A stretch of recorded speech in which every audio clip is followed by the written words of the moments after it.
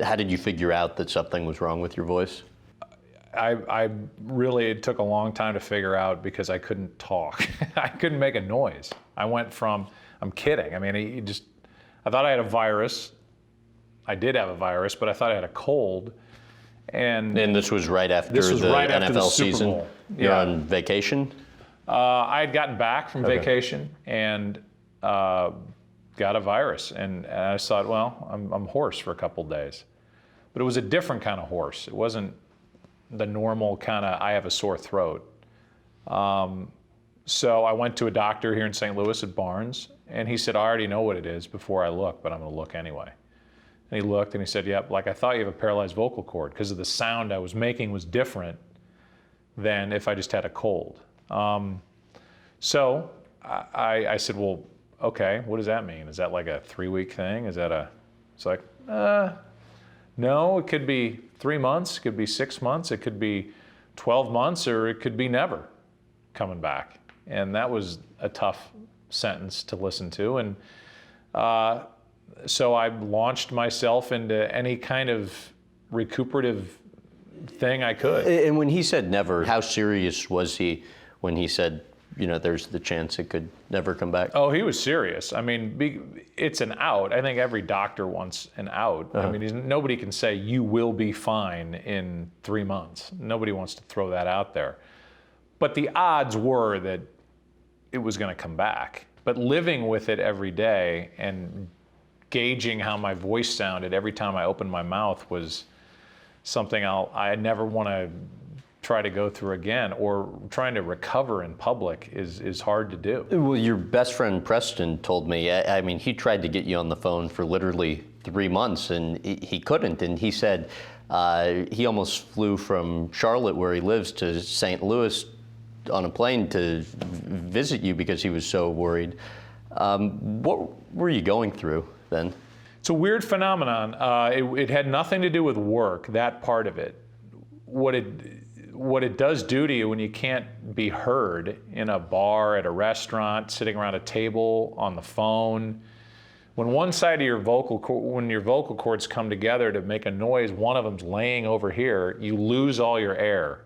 So you can't keep your breath, let alone what kind of a noise you make. So I just didn't want to talk to anybody. I didn't want to get on the phone. I didn't want to talk to him. I didn't want to, just because every time I said a sentence, I was like, oh my God, I sound awful. And I would just rather be quiet and not hear myself. So it kind of turns you into a recluse, whatever it is. Yeah, I mean, did you really find yourself being that way? And, totally. And did you know friends, or maybe family for that matter, were concerned?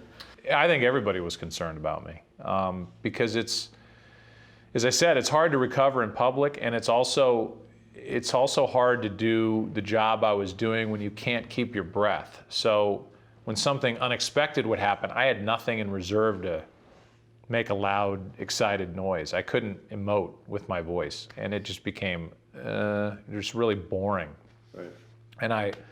But then regular conversation, it was brutal. And I remember doing an appearance on Jimmy Fallon's show, and I sounded awful. And I left there. It's crazy how your mind works.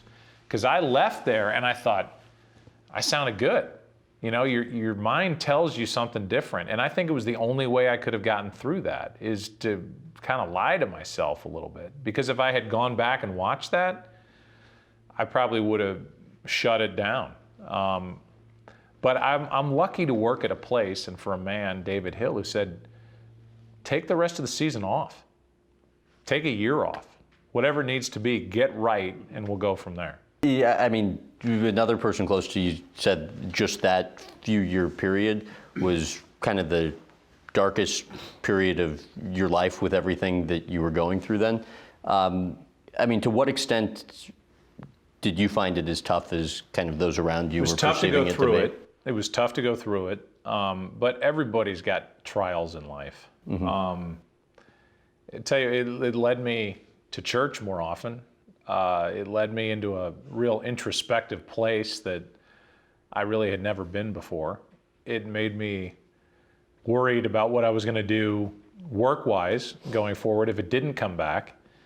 But that said, I look back on it, and it was, people say this, and I never believed them, but it was the greatest thing that could have happened to me. It made me reevaluate everything, and it made me not take for granted stuff that I was just blowing off. The quality sound of my voice, you know, was something that I never thought of. I'd only had laryngitis one time, and all of a sudden I'm worried just about not what I'm going to say, but how I'm going to say it and what sound's going to come out.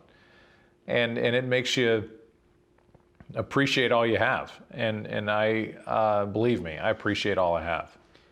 Since you've been back, has it really been the most enjoyable time broadcasting? Oh, it's been unbelievable. It's like, really? I mean, it's been unbelievable. It's like, with as long as you've been doing it for? Yeah, because I would imagine, I would probably liken it to going to the plate with a weighted donut around a bat, like they warm up with in the on-deck circle, and then they knock that thing off and they step into the plate.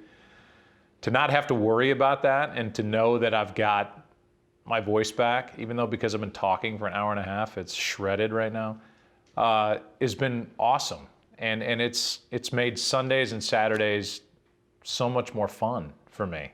And I can just relax and do my job again.